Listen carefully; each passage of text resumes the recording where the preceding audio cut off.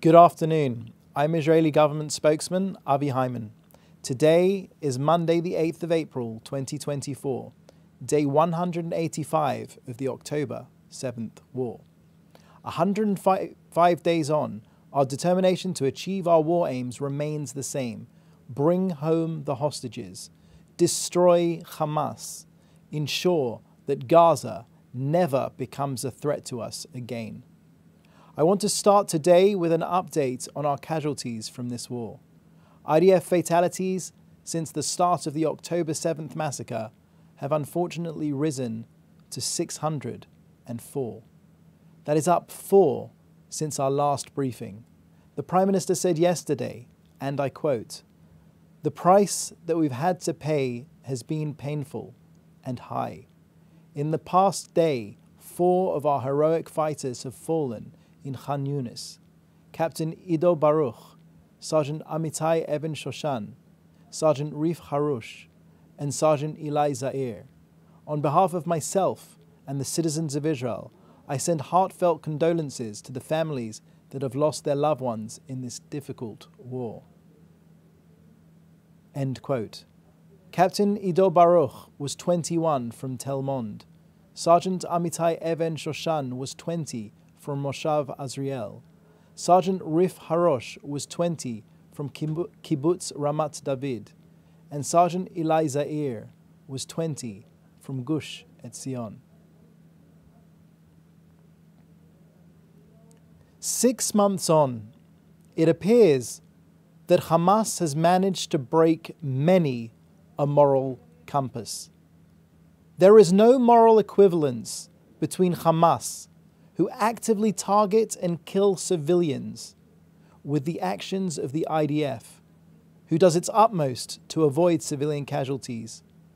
While we mourn every accidental civilian death, Hamas celebrates them. For Israel, civilian casualties are a tragedy. For Hamas, civilian casualties are a strategy.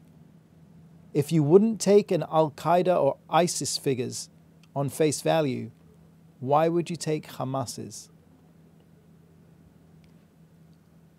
On the 6-month anniversary of the war, the Prime Minister laid out our achievements. He said, "We have eliminated 19 out of 24 battalions, including senior commanders. We have killed, wounded, or captured a large number of Hamas terrorists. We have cleared out Shifa and other terrorist command centers as well.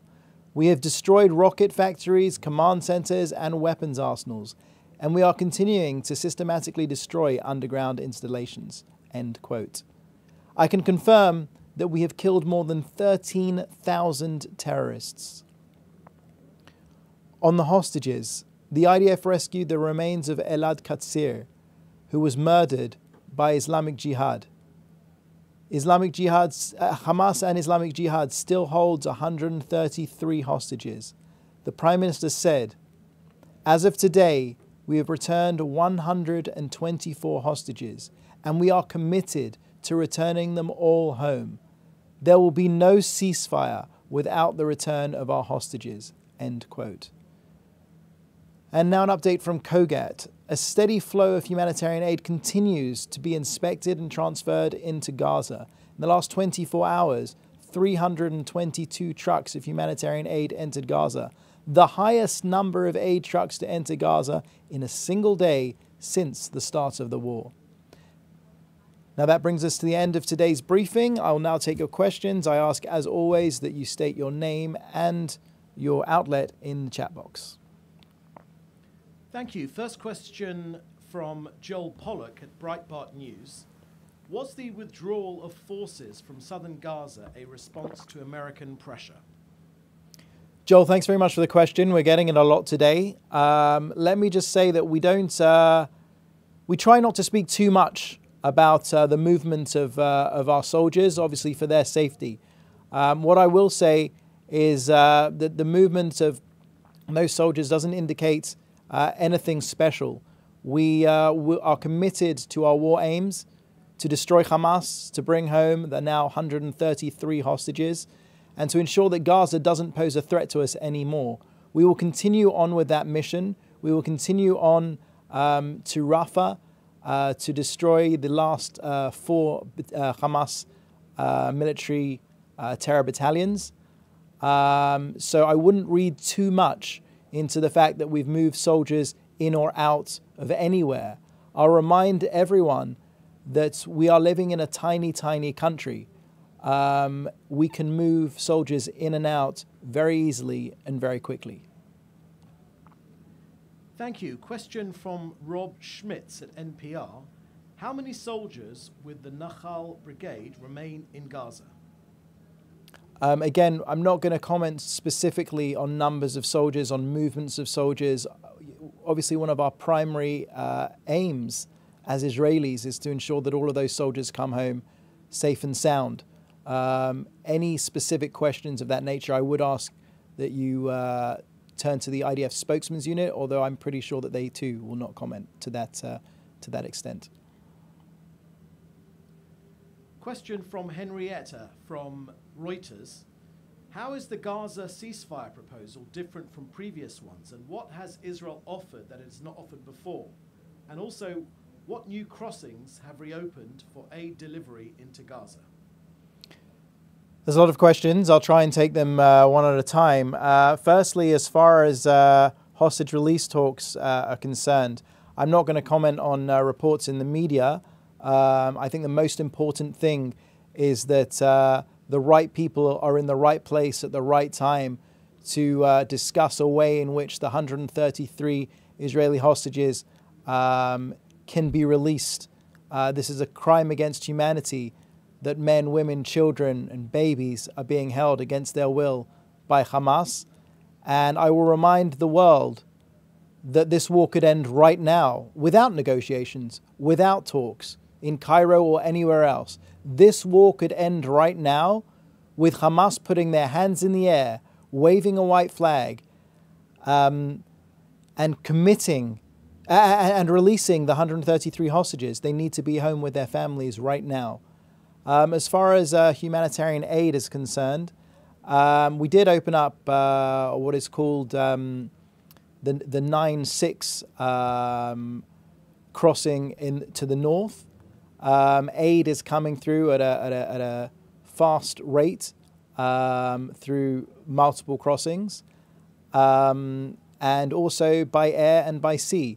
So we will continue with our mission to destroy Hamas while ensuring as much humanitarian aid to the civilians of Gaza. Our fight is with Hamas, not the people of Gaza.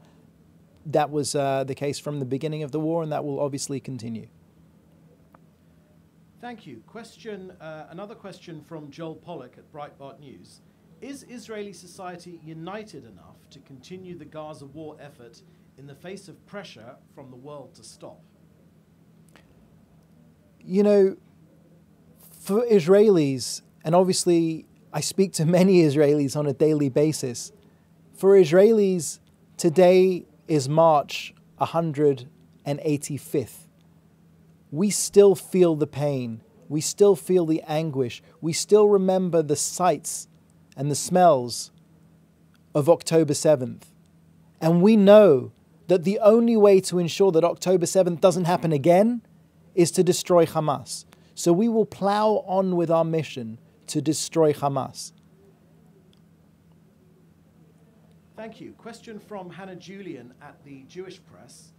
If a ceasefire hostage deal is reached, will Israel abandon the goal of eliminating Yahya Sinwar and Mohammed Daif and other Hamas leaders? My Prime Minister has said on multiple occasions, we're not going for half of Hamas, we're not going for 3/4 of Hamas, we're going for all of Hamas. We will do our very utmost to ensure the speedy, I dare say immediate, release of the hostages. We have been working to that end from day one of the war.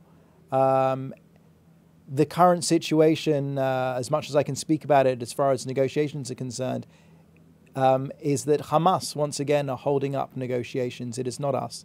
We're hopeful that we can get to a deal to release those hostages that should be home with their families, should have been home with their families long ago. But that doesn't in any way affect the other war aim, which is to destroy Hamas. We will continue with our mission to destroy Hamas. The Prime Minister was very clear about that in his statements yesterday about Rafah. We will continue on to Rafah. We will destroy Hamas. Thank you. A second question from Hannah Julian. The Erez crossing is amongst those that were reported to be opened at the request of the White House. But that crossing is usually one used for human traffic. Has it been converted for the use of food trucks and delivering aid? So I've certainly seen those reports. I don't have anything major to add on it. I mean, I can say what you've just said is that originally the Erez crossing was in fact a pedestrian crossing. There are various discussions being had about ways to improve our ability to get aid to the people that need it and to avoid Hamas from stealing it. And we're working on that constantly on a day-to-day basis. I will say that the problem of aid, it's not been a problem of getting aid into Gaza, but rather getting it to the right people in Gaza before Hamas and others steal it. So I'll also remind you that the Erez crossing, we get a lot of questions about the Erez crossing. The Erez crossing until very recently was totally destroyed by the Hamas death squads that plowed through it on October 7th. It was totally destroyed. So if anything is to happen with the Erez crossing, it'll first need to be rebuilt. And then, that could potentially be another asset to us in the array of ways in which we are channeling humanitarian aid to the people that need it while avoiding Hamas. Thank you. Question from Jim Williams at Zenga International News Service, Washington, D.C. Avi, can you confirm that today was the largest number of aid trucks since the start of the war that went into Gaza? Jim, not only can I confirm that, I'm pretty sure that I just said it. Play the tape. Absolutely. Yes, I can confirm that. Thank you. Question from JP Rubin at BI. Does Prime Minister Netanyahu think that we should continue to pray for the release of hostages? I think the people of Israel have been hoping and praying and working together and using all of the diplomatic channels to us available, while also keeping the pressure up on Hamas to release the hostages. You see, what we learned from the first major hostage release was that we have to approach it with a carrot and a stick, so to speak. We need to work together, to unite together, to stand together, and let the world not forget what happened on October 7th. Let the world not forget that Israeli hostages are being held against their will in the Hamas terror dungeons of Gaza. But at the same time, we need to use all diplomatic channels available to us. And also, we need to keep up the military pressure. The first time Hamas were on their knees, begging pleas for some respite. If Hamas doesn't feel the pressure from us, we have seen that they're not serious. They don't get serious about releasing the hostages. We will keep up the pressure. We will let Hamas know that we are coming for them, and at the same time, we will use all diplomatic channels available to us. Thank you. That was the last question. Thank you very much. We'll be back same time, same place tomorrow.